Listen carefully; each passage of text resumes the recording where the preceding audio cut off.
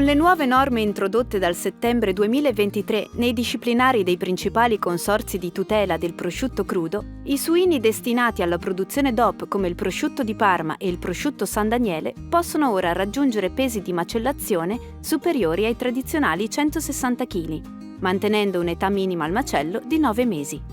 Questi cambiamenti richiedono però una profonda revisione delle strategie nutrizionali e dei metodi di allevamento. Ora diventa possibile passare da un'alimentazione razionata a un'alimentazione a volontà, molto più generosa di quella tradizionale, che permette ai suini di crescere più rapidamente, di produrre cosce più pesanti e con maggiori coperture di grasso. Tuttavia, questo cambiamento solleva nuove domande. Modificando la quantità di mangime è necessario anche modificarne il contenuto nutrizionale, come energia e amminoacidi. In che misura? Un'alimentazione a volontà conviene economicamente? Fino a quale peso vivo? Migliora le caratteristiche qualitative delle cosce destinate alla trasformazione? È sostenibile dal punto di vista ambientale? Per trovare le risposte è stato avviato un progetto PRIN indicato con l'acronimo NutrPig, condotto da 2 gruppi di ricerca delle università di Padova e Milano.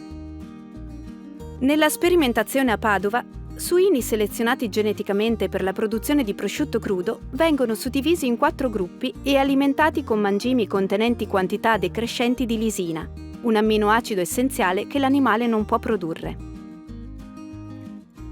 L'obiettivo è quello di conoscere i consumi volontari di mangime durante la crescita fino alla macellazione, per stabilire i fabbisogni di lisina e ottimizzare la formulazione dei mangimi, migliorando così le prestazioni produttive e la qualità delle cosce. Per tracciare le curve di crescita e di consumo, i ricercatori si concentrano sul monitoraggio delle variazioni di peso corporeo, dello spessore del lardo dorsale e dei consumi alimentari.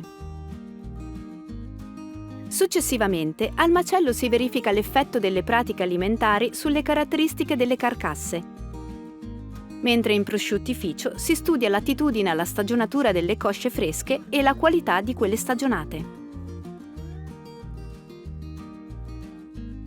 A Milano si sviluppano invece modelli matematici basati su dati raccolti in precedenti ricerche, anche con l'ausilio di camere respiratorie, per valutare la ripartizione dell'energia e della proteina alimentare per il supporto delle diverse funzioni fisiologiche e l'escrezione di azoto.